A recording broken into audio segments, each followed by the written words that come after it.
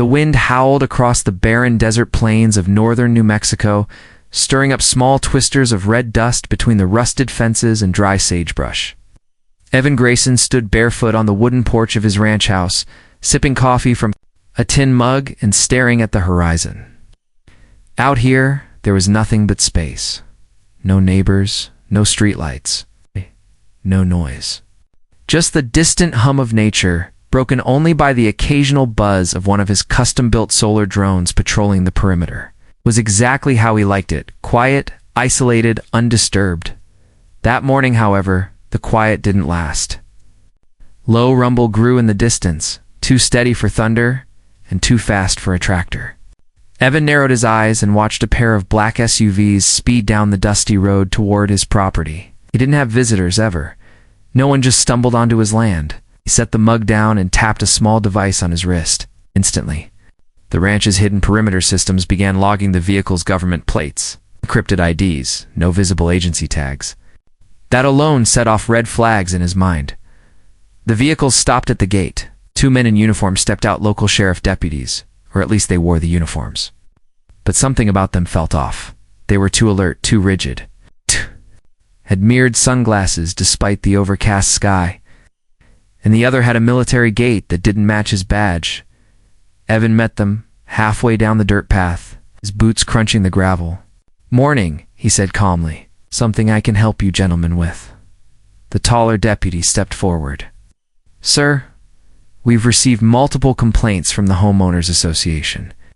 Your property's construction violates several regional codes, and they've requested inspection." Evan blinked. "Homeowners Association?" he echoed, fighting the urge to laugh. "We're about 20 miles too far from the nearest homeowner. This land isn't part of any HOA.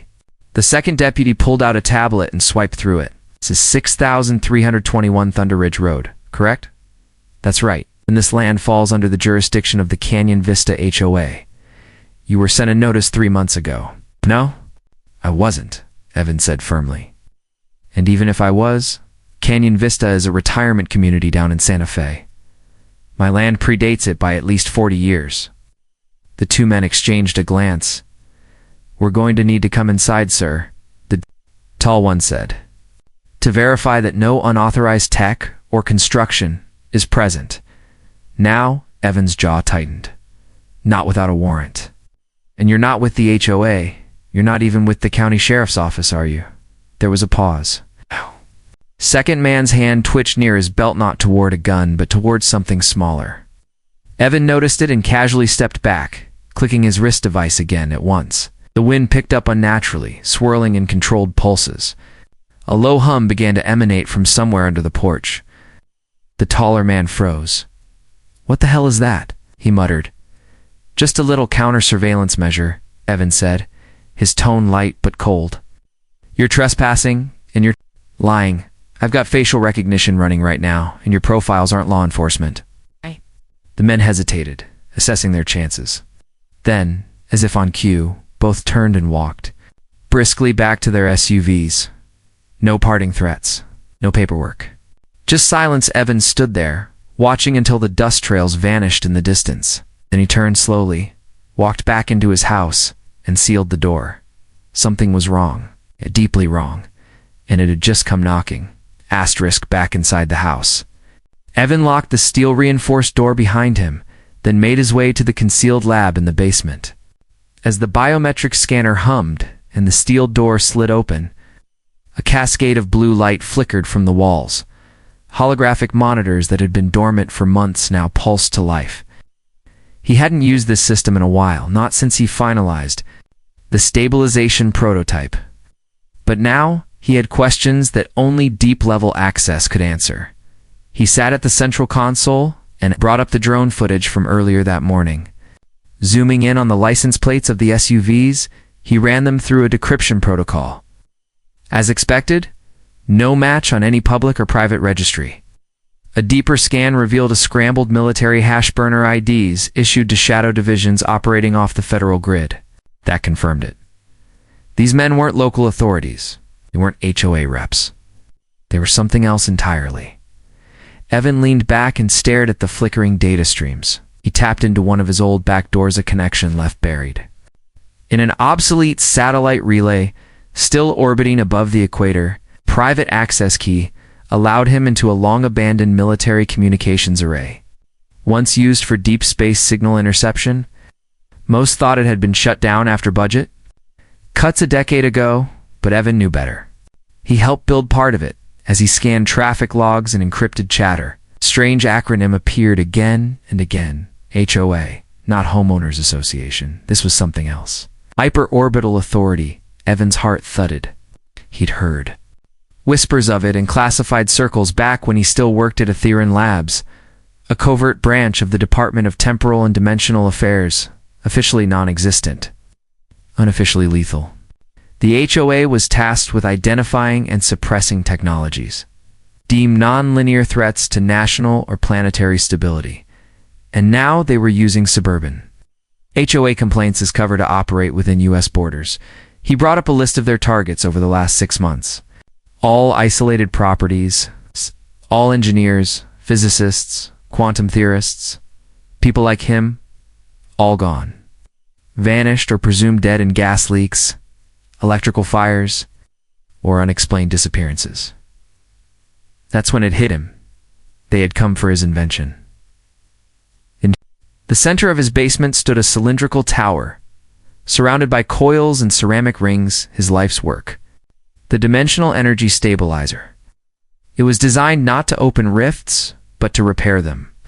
The microfractures in space-time caused by aggressive experimentation at CERN and other facilities had gone largely unreported to the public, but Evan had seen the data, seen the growing instability, and built a device to counter it. Apparently, the HOA had discovered its existence. The strange energy readings from his tests, the sudden spike in local magnetic resonance, he'd thought his shielding was enough. Clearly it wasn't. He paced the room, considering options. He couldn't just leave. The device wasn't mobile yet. Even if he destroyed it, they would never stop. They'd assume he had more buried elsewhere. He needed to disappear or fight back. Maybe both. As he worked, his system pinged a satellite movement. 5 high-orbit assets repositioning directly above his location. Not weather satellites. These had dual-mode surveillance capabilities. HOA eyes in the sky. Too fast, too aggressive, he muttered. They're escalating. Evan opened a secure channel on old frequency only a handful of people knew. He hesitated, then spoke into the mic. Rogue Protocol, Gamma, initiated. Echo 3 reporting hostile interest. Unverified threat designation confirmed. Prepare for blackout. There was silence. Then a faint voice responded. Understood. Burn the grid. Evan shut the mic and turned to the monitors where one line of code flashed in red across all screens. They know. He exhaled slowly. Then he began setting traps. By nightfall, the wind had picked up again, sweeping over the empty desert with an eerie, unnatural consistency. Evan stood in his control room, watching through infrared lenses as several unmarked vehicles approached from the western ridge, silent, dark, and cautious. This wasn't a local task force. It moved like ghosts, staggered in a military diamond pattern, avoiding open paths, scanning for perimeter defenses. They weren't here to inspect. They were here to seize or eliminate. Evan had anticipated this escalation. The basement lab had been converted into a digital war room, with surveillance nodes scattered across the ranch, some embedded in rocks, others cloaked in atmospheric dispersion fields. No heat signature, no visible energy output. Only the stabilizer gave off a faint quantum echo. Now buried under a magnetic null field, he watched the first team move past the front fence. They didn't trip the basic sensors he'd let them. Believe the outer layer was the only one? But 5 yards past the gate, they stepped into the real perimeter. A ripple of distorted light shimmered for half a second as one of the men passed through a hidden field. He paused, glancing around. Evan smiled faintly. Too late, the field activated, not with a bang, but with a whisper, a pulse of entropic interference that scrambled radio frequencies and fried low-voltage electronics. Instantly, 3 drones they'd launched overhead dropped like flies. There, Night vision went dark. Comms fell silent. In the chaos, Evan triggered Phase 1 of his defense grid. From the cliffs above, emitters unfolded like black steel flowers, each one humming to life and unleashing a wave of disorienting sound. Not loud subtle, but deep subharmonic tones that played with inner-ear balance. The team staggered, slipping. In the dust, unable to coordinate, yet they didn't retreat. They regrouped faster than Evan expected, each switching to hardwired comms and deploying jamming countermeasures. One of them, clearly, the leader gestured toward the ranch house, and broke off in a flanking maneuver. Efficient, disciplined. These weren't mercs. They were trained for high-tech conflict. And now they were getting serious. Evan moved. Fast, he flipped open a hidden panel behind the monitor array and pulled out a cylindrical object the size of a thermos. It was a localized gravity pulse generator, untested, but theoretically solid. He ran to the second floor, positioned it near the window overlooking the northern approach, and activated it. A low hum began as space-time locally bent, distorting the terrain. From below, two agents began shouting. Their boots sunk into the gravel as if it were sand. One tried to raise his rifle but couldn't lift his arms, muscles sluggish under the increased pressure. They panicked and stumbled back. That's when Evan saw her not panicking. One agent, a woman with a calm, methodical air, had broken off from the others and was skirting the eastern flank. She was fast, calculated. She ducked low, avoided known traps, and spotted a buried sensor node, disabling it in seconds. Smart, Evan whispered. Too smart. He watched as she made her way to the side entrance, cracked the lock with a coded pulse device, and slipped inside the house. Evan didn't go after her, not yet. He let the system track her movements. She didn't plant explosives. She didn't access any consoles. She just looked, observed. Then she reached the basement stairs. Evan was already there, waiting.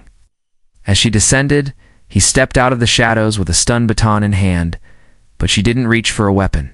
She raised her hands. "I'm not here to fight," she said calmly.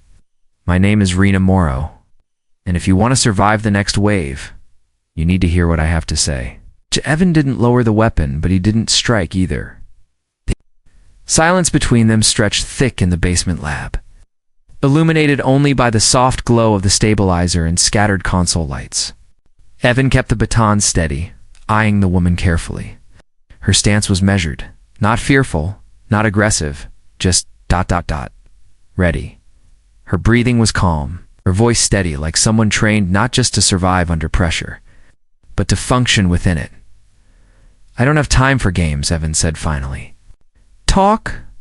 Rena nodded slowly. "The HOA isn't what you think it is," she said. "It's not about homes or neighborhoods. It's the Hyperorbital Authority, formed under a NATO black budget directive about 12 years ago. Officially, it doesn't exist. Unofficially, it answers to a joint council made up of defense and aerospace interests from 7 countries. Their mission is simple: prevent technological threats that could destabilize spacetime or reveal classified incidents." Evan didn't flinch. "Classified incidents?" She gestured toward his stabilizer. "You already know one of them. In 2023, a particle collision experiment at the Zurich Collider triggered micro-rift stairs in the quantum field. At first, they were harmless, but they grew, unstable, random. One opened over Seoul for 4.3 seconds, just long enough to shut down 3 satellites and scramble 22 million smartphones. Another appeared in Greenland, freezing a military drone midair like time had paused. It wasn't publicized. It told the world it was a solar flare. Evan lowered the baton a fraction, so the HOA formed to contain those anomalies. Rena nodded. And to eliminate the tech that might make them worse, or expose the truth, especially rogue scientists working off the grid. People like you. Snorted. "My work doesn't create rifts, it stabilizes them." "We know," she said quietly. "That's why I didn't shoot you on sight." He narrowed his eyes. Rena continued. "Most of the HOA doesn't believe in stabilization. To them, the very act of harnessing dimensional energy is a red flag. They follow the containment doctrine and destroy anything that could interact with or amplify rift energy. On the highest priority watch list, not just for the stabilizer, but because you went dark after Atheron Labs, which was funded by the DOTDA, Evan added grimly. Exactly, she confirmed. They thought you were dead. You staged it well. But once your field tests began transmitting quantum harmonics, you got back on their radar. Evan turned toward the stabilizer, the blue coils humming faintly. It works. I've run 5 successful field syncs. The last one sealed a drifting rift south of Roswell permanently. I know, Rena said. And that's the problem. You've proven the rifts can be closed permanently. That undermines the HOA's entire control model. The public finds out this is fixable, not a forever threat. Governments lose leverage, and private defense contractors lose billions. Looked at her sharply. So this is about power. It's always about power, she replied. But I joined the HOA to stop chaos, not perpetuate it. When I saw your logs, your calibration protocols, realized what they were doing, they're not preserving reality. They're fencing it off. Evan crossed his arms. Do you want from me? I want to help you go public, she said, stepping closer. We upload your data. Broadcast the stabilizer's field log. I show the rifts. The repairs, the energy curves. The tech is complex. But the visuals will speak for themselves. Then it's not just your word against theirs. He studied her. Long moment, they'll come harder next time. I know, Rena said, which is why we need to be ready. You stabilize space-time. I'll destabilize their chain of command. A thin smile tugged at the edge of Evan's mouth. All right, he said. Let's show the world what real disruption looks like. They moved quickly. Evan's ranch transformed overnight from a quiet scientific outpost to a tactical resistance hub. Rena had a private uplink device, compact encrypted module built from stolen HOA prototype tech that allowed them to access classified internal files without tripping alerts. Together, they sifted through terabytes of hidden documents, surveillance data, redacted operation logs, termination orders. Evan's name appeared on no fewer than 6 global blacklists, all coded under different aliases. Each entry painted him as a threat, not just to national security, but to global continuity. It was clear, if they were going to expose the truth, they had one shot, a direct public signal, irrefutable, permanent. They didn't just need proof, they needed a demonstration. We'll bring the stabilizer online, Evan said, fingers moving over his console. Open a micro rift in a controlled space, stabilize it in real time, and live stream the quantum harmonics data. And no one will be able to fake that. Not in high resolution. We transmit it across civilian science networks and mirror it to major academic servers. Once it's out there for good. Rena nodded. They'll jam us within seconds. It'd be milliseconds. We'll need a delay payload, a burst signal. One shot through a clean satellite pipe before the HOA can trace it and shut it down. Evan tapped a few commands, then smiled grimly. I've still got a tether to the old Polaris Relay military science sat, decommissioned on paper, but the antenna is still live. It can send a pulse to the mainline data nodes in Brussels, Beijing, and Mumbai in under 4 seconds. She raised an eyebrow, and it's unmonitored. Not exactly, he said. But it's hidden in the middle of a defunct communications algorithm no one's used since 2011, buried beneath 6 layers of obsolete encryption. Long as we don't trigger the active defense layer, we'll be ghosts. They worked through the night. Evan calibrated the stabilizer coil to minimum safe output, while Rena monitored for movement beyond the ridge.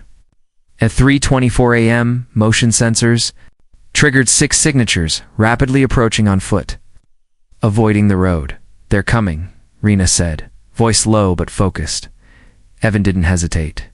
We go now. He activated the stabilizer, and the coils lit up with a quiet, high-pitched hum. In the center of the chamber, the air shimmered like a mirage. Slowly, space twisted, revealing a dark, star-speckled void the size of a dinner plate, a micro rift. Stable for now, but ticking upward in entropy every second. Rena activated the uplink and pointed a camera directly at the anomaly. Broadcast in 3, 2, 1. A sharp beep sounded as the Polaris connection engaged. Data streamed in pulses, blasting raw quantum readings, visual feeds, and frequency scans through the satellite to multiple global servers. For 3.5 seconds, the truth flooded out, untouched. Then everything snapped. The walls shook, with a deep, concussive boom as an external EMP struck the ranch. Lights flickered, systems sparked, stabilizers shuddered, but held. "They hit us," Rena shouted. "Signal's down, but the data's out." Evan raced to a side terminal, checking secondary feeds. 3 out of 5 mirror nodes received. "Full packets. That's enough. It's been downloaded." Outside, figures in tactical suits closed in, fanning out toward the house with suppressed rifles and laser cutters. They weren't here to negotiate. Evan looked at Rena. No point staying. She pulled a compact detonator from her belt and held it up. "You ready to make this place disappear?" He smiled grimly. "More than ready." As the stabilizer began its emergency shutdown, Evan triggered the escape sequence in underground tunnel, leading to a camouflaged glider hidden in the canyon behind them. Rena activated the failsafe, the last thing they saw before the hatch. Sealed was the house erupting in a brilliant white pulse, the kind that erases more than just evidence, it rewrites memory. They vanished into the night sky, fugitives now, but not alone. The truth was out, and the world was about to wake up.